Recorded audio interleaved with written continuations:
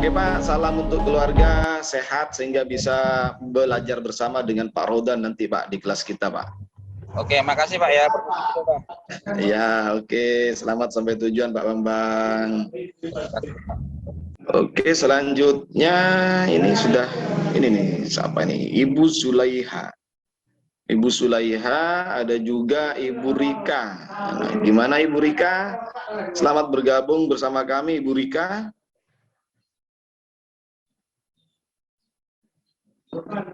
Halo Ibu Rika.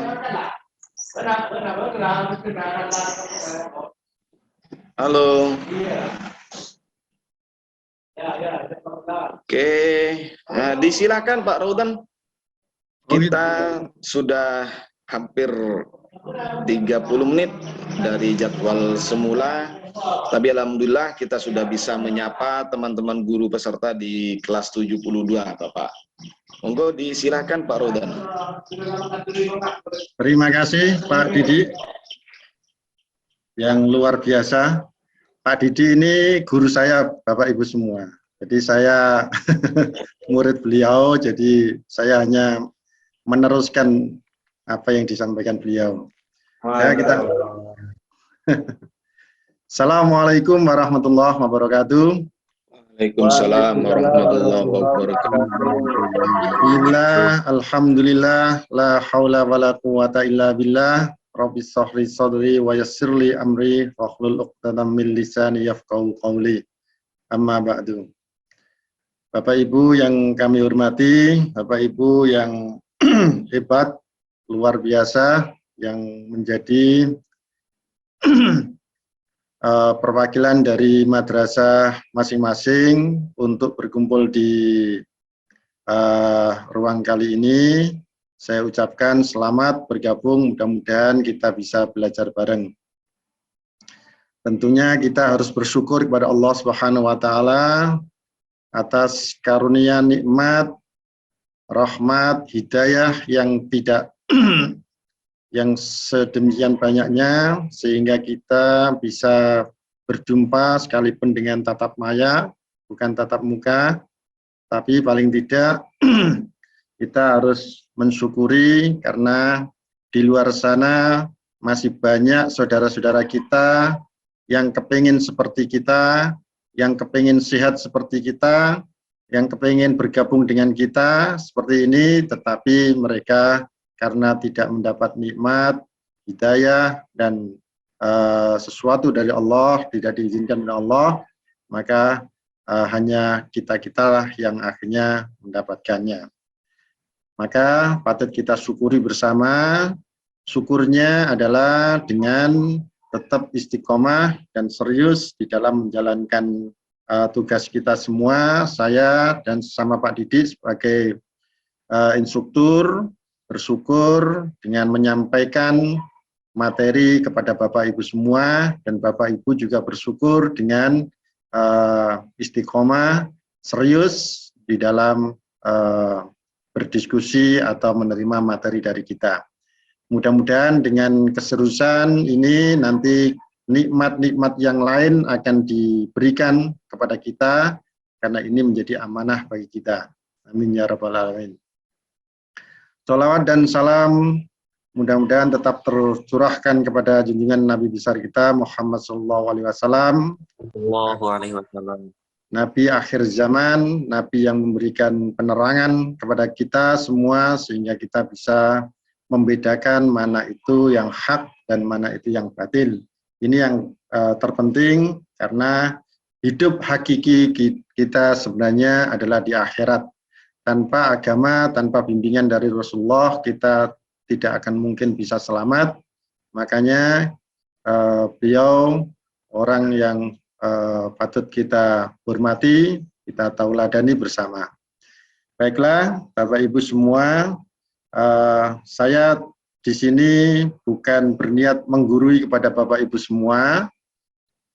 Bapak Ibu semua sudah merupakan guru-guru hebat yang tidak mungkin saya gurui, apalagi saya lihat dari Bapak Ibu semua rata-rata juga sudah orang-orang yang berilmu, yang punya wawasan yang luas, maka alangkah baiknya istilah pertemuan maya pagi hari ini kita jadikan sebagai pertemuan untuk sharing bersama, diskusi bersama. Saya bukan sebagai guru, tetapi sebagai pendamping, partner dari Bapak Ibu semua. Kebetulan materi literasi membaca, kebetulan saya yang lebih dulu belajar, maka saya yang kemudian punya tanggung jawab untuk menyampaikan kepada Bapak Ibu semua. Baiklah, Bapak Ibu, kita tidak, ini mau serius atau mau nyantai ini? Kok serius semua? Serius atau nyantai? Sersan aja, Pak. Sersan aja ya? Serius, Pak. Sambil ini. Ya, nggak usah serius-serius. Yang penting bisa dipahami. Ya. Nah, dia sepakat ya? Sepakat. Lanjut Pak. Lanjut ya. Ya, karena Bapak Ibu kepengen tidak langsung serius, tapi bukan berarti nanti substansinya hilang, tidak. Saya insya Allah tidak akan mengurangi substansi, bahkan substansinya akan lebih-lebih. Sekalipun nanti kita ya sambil bukan bercanda, sambil bermain dikit lah. Ya, coba saya izin untuk share screen. Bapak, saya pengen mengulang lagi bahwa dalam kegiatan AKMI ini punya salam. Jadi Bapak Ibu punya salam yang harus mudah-mudahan salam ini melekat pada jiwa kita untuk perubahan masa depan pendidikan madrasah kita. Yuk kita awali dengan salam AKMI. Bagaimana salam AKMI-nya? Nanti kita sudah bisa. Gimana Bu? AKMI Indonesia, yes. Nah, sudah bisa lah, Pak Wahid Rahman. Luar biasa. Gimana? Coba. Salam AKMI, yes. Nah, sama, kan niat kita kan belajar bersama. Saya sampaikan bahwa materi kali ini adalah pembelajaran literasi membaca. Literasi membaca itu nanti akan kita kupas tuntas banyak sekali aspek-aspek dan seluk-beluk dari literasi membaca. Itu nanti akan penting bagi Bapak Ibu semua untuk menjadi referensi di dalam pembelajaran di kelas nanti. Tapi tidak elok kalau saya tidak memperkenalkan diri. Orang Jawa kan bilang kalau tidak kenal maka tak sayang. Sekilas saja, nama saya Raudon. Sehari-hari saya sebagai guru SKI di MAN 1 Lamongan. Dulu juga pernah sedikit-sedikit ya pernah menerjemah buku. Ada 6 buku yang sudah saya terjemah, tapi terjemahannya hanya dari bahasa Inggris. Saya bahasa Arab nggak bisa, Pak. Terus terang saya bahasa Arab nggak bisa, makanya yang saya terjemah ya bahasa Inggris. Sekarang saya dipercaya sebagai pemimpin redaksi Jurnal Ilmiah Cendekia, Malang Buana sebagai wartawan Radar Surabaya, Jawa Post Group. Pernah, meskipun jelek-jelek ini juga pernah juara 3 karya ilmiah tingkat nasional. Sekarang saya menjabat sebagai sekretaris MGMP SKI dan juga sama seperti Pak Didi, saya di sebelah juga dipercaya untuk jadi instruktur Erkam. Pak Didi juga Erkam, makanya Pak Didi ini orang sibuk sekali. Dan sehari-hari saya juga dipercaya sebagai kepala ICT MAN 1 Lamongan. Kalau rumah saya Lamongan, mungkin kalau nanti Bapak Ibu mau ke Lamongan silakan mampir. Demikian. Lamongannya di mana, Pak? Lamongannya saya di Lamongan Kota. Oh, pas di kota. Kota di mana perumahan Demangan Residen dekat alun-alun. Iya, Pak. Ya, nanti kalau ke Lamongan kan mesti ke alun-alun kan banyak orang yang tahu. Di situ dekat. Pasti, Pak. Pasti ya, mampir ya. Oke, sebagai awal kita paling tidak potret pendidikan kita kan antara Bapak Ibu kondisi dan tempatnya berbeda, muridnya juga berbeda, mungkin ada yang seperti di gambar paling kiri, ada yang di gambar nomor 2 dari kiri, atau sudah lebih maju lagi nomor 3 dari kiri dan paling kanan itu. Kira-kira kalau kondisi di Bapak kondisi di lokasi Bapak Ibu yang paling mana kira-kira? Gambar yang paling mana? Paling kiri, Pak. Paling kiri. Gak apa-apa. Kok Kita- sama, Pak? Sama ya? Kita benahi bersama ya, nggak apa-apa. Ini, oh ya. Yes, pokoknya kita saling jalan bersama. Baiklah, dengan kondisi beragam di masing-masing tempat madrasah kita, tidak menghalangi kita untuk membawa atau membentuk peserta didik kita, siswa-siswa kita untuk bisa punya habit atau kebiasaan dalam berliterasi. Kebetulan saya ditugasi menyampaikan literasi membaca, maka nanti saya akan fokus di membaca. Literasi kan ada 4 yang ditugaskan di AKMI kan. Ada literasi membaca, literasi sosial budaya, numerasi, dan sains. Nah, keempat itu menjadi modal Bapak Ibu yang disampaikan lewat BIMTEK ini, mudah-mudahan bisa Bapak Ibu implementasikan untuk anak didik kita. Dan saya kebetulan dipercaya atau ditugasi menyampaikan literasi membaca, maka saya tidak akan menyinggung 3 literasi yang ada lainnya. Saya hanya fokus di literasi membaca. Dalam literasi membaca itu, nanti Bapak Ibu paling tidak, nanti kita akan belajar bareng bersama di sini, di dalam memahami konsep dasar. Konsep dasar itu apa? Konsep wawasan umum literasi membaca. Mengenai level kognitif, kompetensi, subkompetensi, dan karakteristik peserta didik. Inilah yang nanti akan menjadi bekal kita di dalam memahami peserta didik sekaligus mengantarkan peserta didik sehingga apa yang kita ajarkan kepada peserta didik tidak salah sasaran. Seringkali kita memaksakan kepada peserta didik padahal kondisi peserta didik berbeda antara satu dengan yang lain. Tetapi karena keegoan guru, keegoan kita, saya sendiri juga seringkali menyamakan mereka. Sehingga materi yang kita sampaikan tidak semuanya merata. Artinya peserta didik tidak semuanya bisa menangkap dan memahaminya. Karena memang kondisi karakteristiknya berbeda.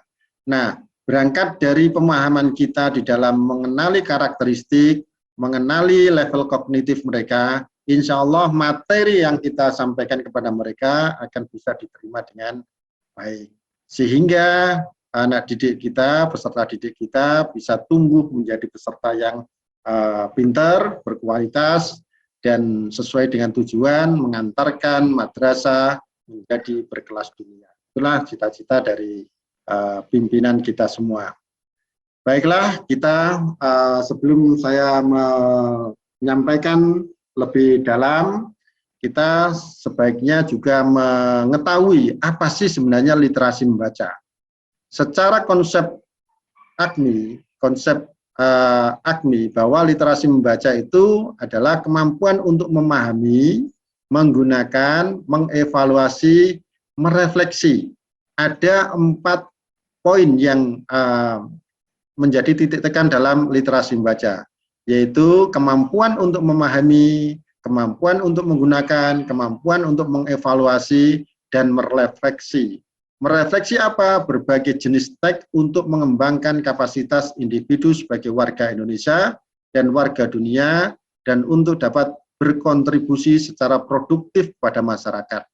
Inilah pemahaman dasar kita, sehingga nanti dengan sendirinya Bapak Ibu tahu bahwa literasi membaca itu adalah kita diminta untuk nanti menjadi guru benar-benar meningkatkan kemampuan peserta didik di dalam memahami. Bagaimana mungkin peserta didik bisa merefleksi kalau di tahap memahami aja belum? Nah, ini nanti memahami, setelah memahami, menggunakan, setelah punya kemampuan menggunakan, ditingkatkan mengevaluasi dan merefleksi. Inilah tahapan-tahapan yang menjadi model pedoman bagi Bapak Ibu untuk melakukan pembelajaran, sehingga pembelajaran nanti ke depan benar-benar pembelajaran yang menyenangkan, pembelajaran yang benar-benar berkualitas, bukan pembelajaran yang dipaksakan, yang hanya menjadi rutinitas selama ini. Dan ini memang tidak bisa kita pungkiri. Nah, dalam literasi membaca itu, apa sih komponennya? Kemarin Bapak Ibu sudah mendapatkan materi literasi sains. Nah, kita fokus di literasi membaca. Apa komponen dalam literasi membaca? Literasi membaca itu komponennya adalah ada konten atau domain. Konten itu adalah isi. Isinya terdiri dari dua, ada namanya teks informasi dan teks sastra. Teks informasi itu apa? Nanti yang kita pelajari bersama. Mudah-mudahan kita bertahap dan jangan terburu-buru. Nanti yang dasar-dasar ini kita pahami dulu, terutama istilah-istilah, sehingga Bapak tidak bingung nanti ketika kita memahami pada materi selanjutnya. Jadi, komponen literasi membaca itu adalah ada tiga, yaitu konten, proses kognitif, dan konteks. Konten itu isi atau domain itu terdiri dari teks informasi dan teks sastra. Proses atau level kognitif itu adalah menemukan informasi, interpretasi dan integrasi, dan evaluasi dan refleksi. Ini proses kognitif yang diinginkan dalam literasi membaca. Sedangkan konteksnya ini adalah ada konteks itu wadah. Konteks itu adalah cakupan lebih luasnya, konteksnya. Jadi konteksnya itu bisa personal, bisa sosial budaya, bisa saintifik, dan khusus untuk AKMI ditambah satu lagi, yaitu konteksnya religius. Kalau Bapak Ibu sudah mengenal AKM, Assessment Kompetensi Minimum yang dikembangkan Kemendikbud, itu konteksnya hanya 3. Tapi di AKMI ditambah menjadi 1, yaitu religius sebagai ciri khas dari lembaga madrasah. Nah, ini nanti akan kita pelajari apa sebenarnya konten itu, apa yang dimaksud, yang dimaui dalam teks informasi, dan selanjutnya sampai konteks personal dan religius itu apa, nanti akan Bapak Ibu kita belajar bersama. Nah, kita mulai dari konten. Konten itu sama artinya dengan domain. Konten itu isi. Jadi dua istilah antara konten dan domain itu sama. Nanti ini menjadi referensi atau pijakan gambaran dasar dari Bapak Ibu di dalam memahami istilah-istilah. Konten atau domain literasi membaca itu yang pertama adalah teks sastra. Teks sastra itu adalah teks yang berbau imajinasi atau teks fiksi. Halo? Teks fiksi. Nah, sedangkan teks informasi itu adalah bacaan teks non-fiksi, non-imajinasi, melalui bacaan informasi, peserta didik dapat memperoleh fakta dan data dan informasi. Jadi, beda bahwa dalam konten literasi membaca, antara teks sastra dan teks informasi itu beda. Kalau teks sastra itu adalah teks atau bacaan yang berbau imajinasi, apalagi berbau cerpen, cerita pendek itu sudah otomatis masuk teks sastra. Sedangkan teks informasi adalah yang berisi data valid, fakta valid, informasi valid yang itu menjadi bacaannya. Nah, ini yang bisa dilihat Bu ya di layar ya. Halo? Halo, Pak. Lanjut, bisa ya? bisa Pak, bisa. Lanjut. Bisa ya? Ya, lanjut ya. Enggak terlalu cepat ya? Atau Ya, Pak, perlu setengah. dicepatkan? Enggak ya? Standar sini ya? Enggak perlu Ya, cepat ya? standar. Ya, standar. Jadi konten atau domain literasi membaca itu ada dua, yaitu teks sastra dan teks informasi. Jadi kita akan kita akan praktekkan bagaimana mempraktekkan teks sastra dan teks informasi itu harus ditempatkan di mana dan bagaimana nanti akan kita dalami lebih lanjut. Yang penting sekarang kita tahu aja konten itu apa, domain itu apa. Konten atau domain itu terdiri dari Dua, ada teks sastra, ada teks informasi. Ini sebagai bekal dasar kita di dalam memahami.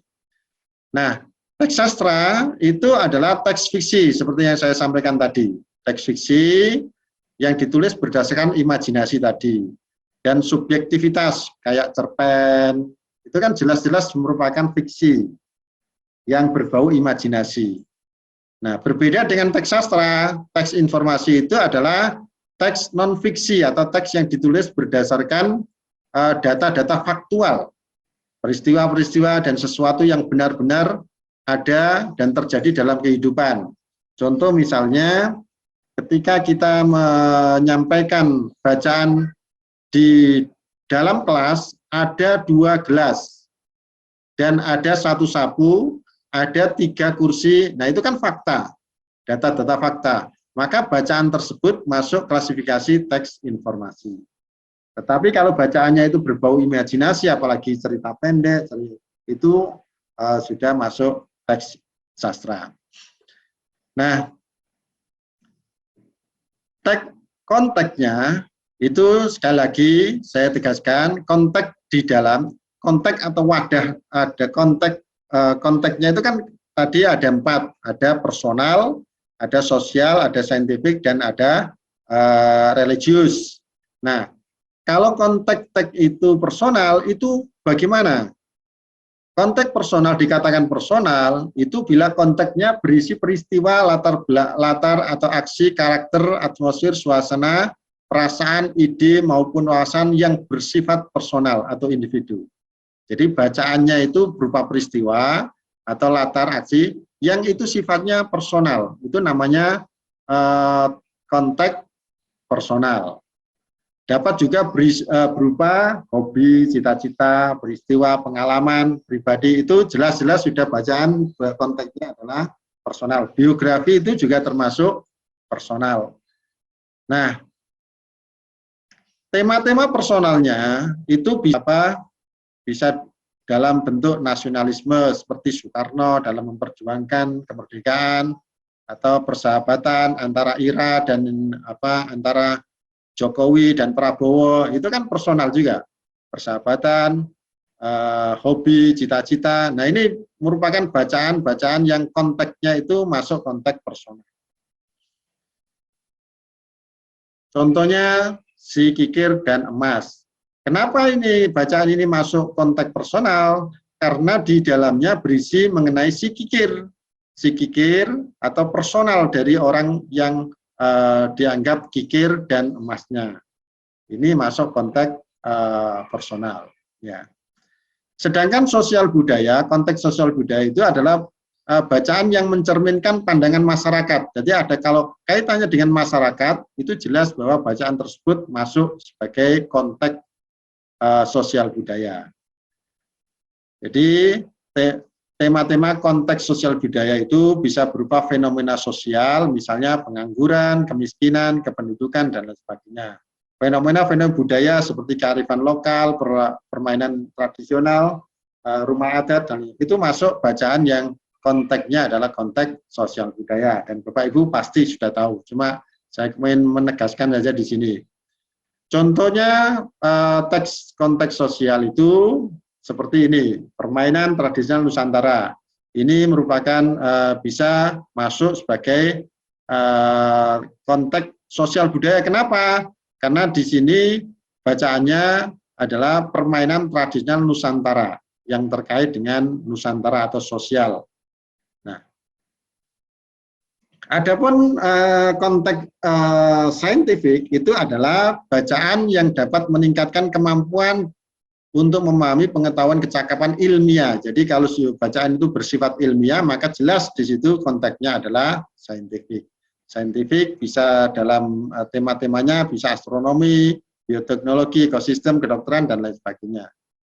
Nah, contohnya bisa seperti ini, manfaat makan ikan. Ini kan ilmiah. Saintifik, maka ini sudah jelas bacaan atau teksnya, konteksnya adalah konteks saintifik. Begitu juga dengan konteks agama, religius, nanti kalau kaitannya dengan keagamaan, jelas itu konteksnya adalah religius. Teks yang dapat mengembangkan pengetahuan, pemahaman, penghayatan, dan lain sebagainya. Nah, tema bisa konteks religius, bisa berupa hikmah, kisah-kisah para nabi, amalan sunnah, dan lain sebagainya. Itu adalah konteks religius, bisa seperti ini. Contohnya nanti pesan Ramadan, itu kan Ramadan karena ini dimasukkan sebagai konteks religius karena ini terkait dengan keagamaan. Pesan Ramadan kan jelas agama. Alhamdulillah, kita sudah bisa memberikan dasarnya. Semoga kita bisa melanjutkan materi kita. Materi kita ini adalah materi orientasi pembahasan 5 jenjang kemahiran. Jadi ini kelihatan Bapak Ibu ya? Halo, kelihatan? Belum, Bapak. Belum ya? Belum share screen. Belum ya? Benar.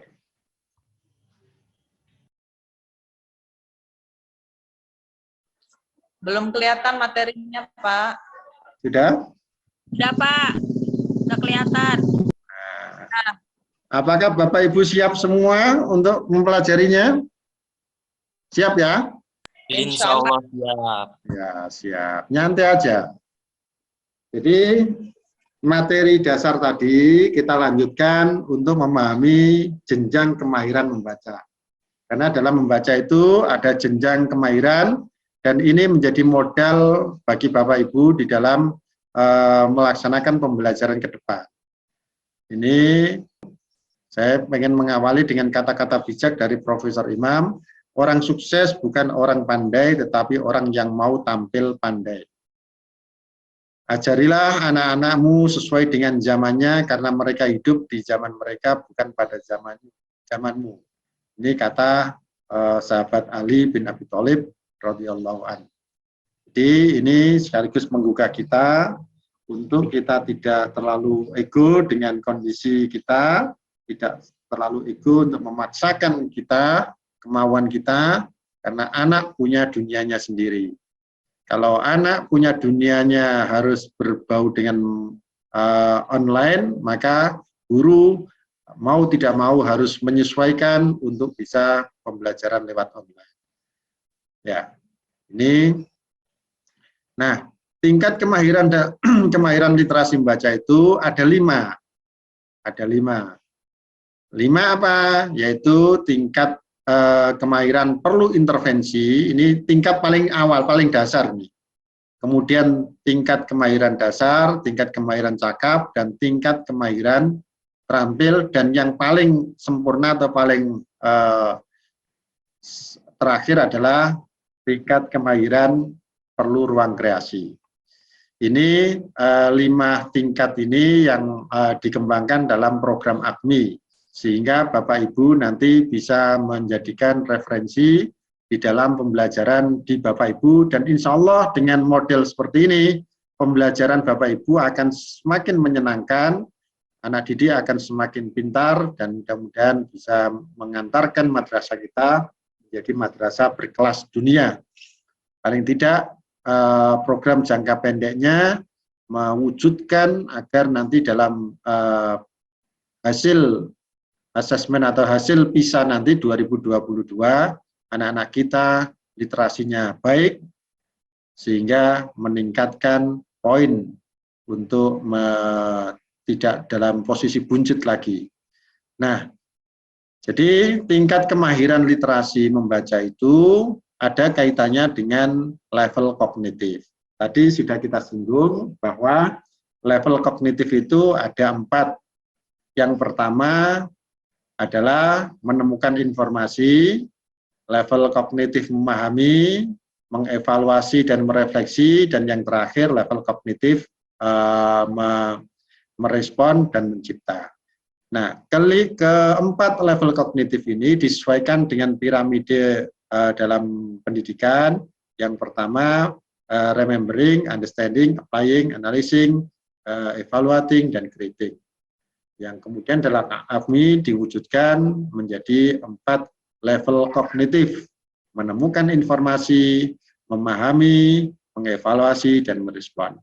Terus bagaimana kaitannya dengan tingkat kemahiran dalam literasi membaca? Berangkat dari 4 level kognitif inilah kemudian ditentukan tingkat kemahiran. Tingkat kemahiran untuk level kognitif menemukan informasi ini itu adalah tingkat kemahiran perlu intervensi dan tingkat kemahiran dasar. Jadi pada level kognitif dasar ini ada 2 tingkat kemahiran, yaitu perlu, ini kurang L ya, perlu intervensi dan dasar. Sedangkan pada level kognitif memahami itu tingkat kemahirannya adalah tingkat kemahiran cakap.